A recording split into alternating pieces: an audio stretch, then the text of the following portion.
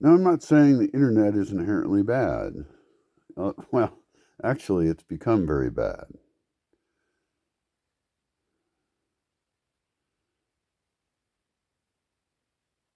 I think the loss of these systems is useful. Even like my van breaking and not having a vehicle has caused me to have to do things and think about things in different ways and realize the fragility of my position because I'm so reliant upon this big machine that is awesome. I love my van, it's great. But there's a certain freedom I'm discovering in not having things. I often think of the Amish or Anabaptists in general when I'm playing with the idea of what technology actually serves me and what doesn't. And I think about a television, a television I bought. It's a Roku TV uh, that is sitting in a room behind me in the dark, not being used at all. Now, I bought it knowing I didn't have enough electricity to run it because my current electrical system has failed. God damn it. What a piece of shit. And I can't use it because it keeps rebooting and wanting to seek the internet to install stuff. And it has all these services that it provides. And I just wanted to use it as a big, huge monitor for my computer, but it's such a fancy object that it's unusable. It's not getting what it wants to sign me up for all these services because when they made this product, they got seduced into the goal of making a subscription service to enslave the user. And I just wanted a fucking monitor that works. And I was so excited because it's this flat thing, you know. I've seen them in stores and things, these flat screen TVs, and I've never had one. And they're super amazingly high resolution and just really cool. But it's an unusable product. The bug that it has is that it's completely a piece of junk that is unusable because it wants me to be a slave to it. I just wanted an object that actually works for its purpose. But they got seduced into thinking they're going to turn their customer into a permanent customer that pays a subscription to something. They failed as a company. And we have failed as consumers because we've allowed that kind of thing to even exist. Like, let's have products just do the fucking thing that they're supposed to do. Let's not allow them to turn us into victims of them. Now, even though I'm a guy and theoretically, therefore, I know about cars, I don't know shit about cars. I know how to use them, but I do know something philosophically about cars, and that is you've lost control of the car, and that's our fault. We buy cars, apparently, that, I mean, I've only been in one car that even has a GPS thing and a screen. It was really cool. I appreciate the technology, I really do. But now you can't fix your own car. It's too complicated. It used to be you could fix your car. Now you have to take it to somebody with a computer and it's all computer shit in there. And it's like the basic functioning of the car didn't improve. It just got added all this crap on there that breaks and has to have experts to fix it. And you become a victim of your car. You become a victim of high technology, I think. I mean, my van is a 1997 van, and it's more complicated than I would like, but it's pretty simple. And most things are broken. The air conditioning is broken. I had to have a welder guy reroute the thingy to go around it. Um, there's a lot of stuff broken on that van. The problem is the transmission's going out now, and that's because it's an automatic van, which I enjoyed having an automatic van in a way, but I can drive stick just fine. You know, I grew up with a stick vehicle, and so my van doesn't work because it has an automatic transmission, but because it has an automatic transmission, it doesn't work at all. In other words, it's too fucking complicated. And I know a guy with a 1978 truck, and when it breaks, and it has broken on my property, he can get in there and fuck around with it and duct tape shit together and get working again because it's understandable. And I looked in there and I was like, oh, you know, there's actually room for your hands to get in there and move things around and stuff. And now vehicles need specialized tools, and you have to have a computer diagnose stuff, and it's just got too many fucked up, complicated systems for something that's just supposed to be able to transport you. That was the actual goal. And some of the features that got added are safety features. I'm not saying airbags are inherently evil or something.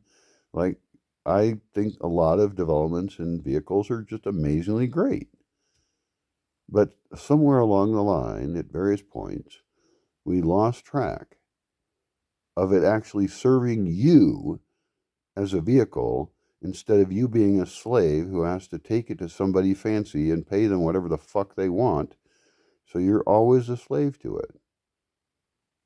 An entire industry exists that doesn't have to service your vehicle. And parts are then expensive. I mean, why can't I change the battery on my laptop? My laptop has a battery that's going bad, and a message comes up occasionally that says your battery's fucked up. It's old. It doesn't state it that way, of course. That's what it means, though.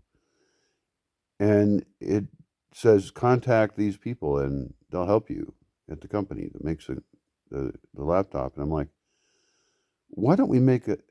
Well, first of all, where is the battery? You know, and I don't know how to open my computer. It's really well sealed, and it's really fancy and very amazing. It's elegant. I love it. On the other hand, I fucking hate it because now I'm the victim of my product. And it used to be you could just change the battery out. And the ideal, of course, would be that you could design a computer that had all replaceable parts, all of them, and you could get to them and replace them, and those could have competition, they could have competitors manufacturing those products, and those would all be reviewed, and you could do it yourself. If you're moderately smart and have a screwdriver and stuff, it could be done.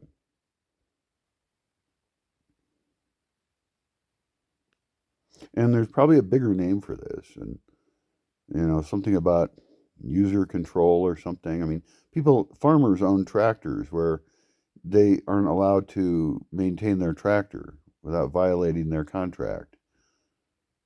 I mean, it's in every industry where the product enslaves you. Their goal is to make products that enslave you, not serve you. And I would like to see a massive backlash against that. Not to, you know, go attack those people. They've served well. They're good slave masters. But let's go ahead and make our own products then. Let's make companies that are operating differently, that are owned by the people, or whatever ownership models, you know, that's a more controversial topic, but that actually have a commitment to serving the customer, a hardcore commitment. User-serviceable products. Products that are simple, that last a long time, that you can fix. Instead of just saying, oh, well, you know, that's going to cost more to fix than the value of the product, so just throw it out.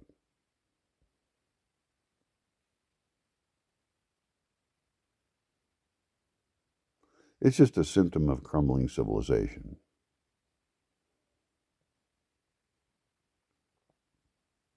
Too fancy, you die. Let's make things be heavy and simple again, and not break. Let's have products that last your lifetime or longer.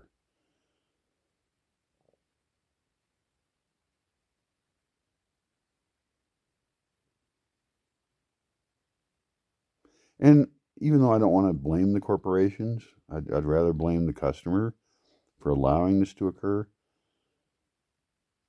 It's the corporations too.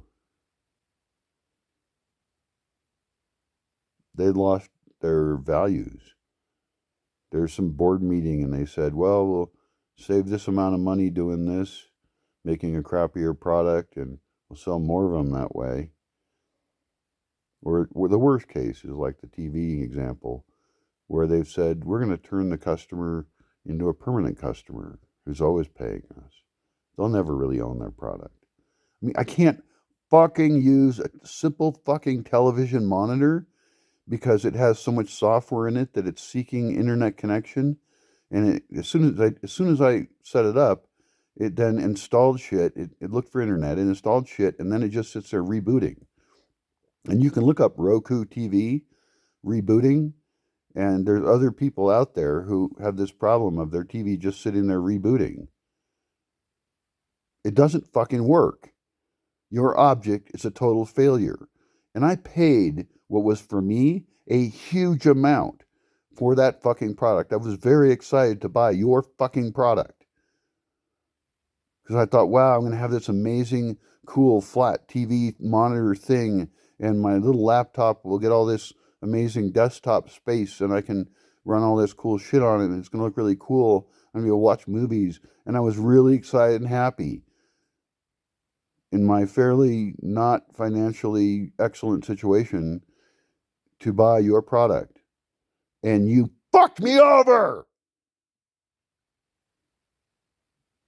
Now, I understand that you're just an idiot working at a corporation. But what I'm telling you is you have failed. You have dishonored your family.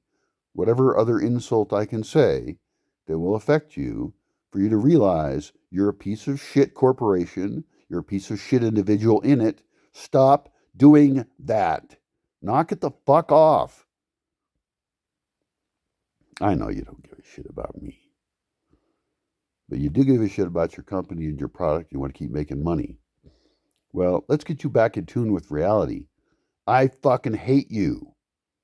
Not you as an individual, but I hate the direction you've taken everything, where you don't give a shit about the customer at all. You have customers who bought your product, and that product is just fucking sitting in a closet because I can't fucking use it. And all I wanted was a monitor. I didn't want to set myself up as a slave to you. You fuck.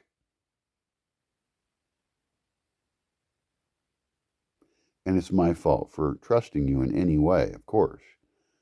I, as a slave, am at fault for allowing you to enslave me.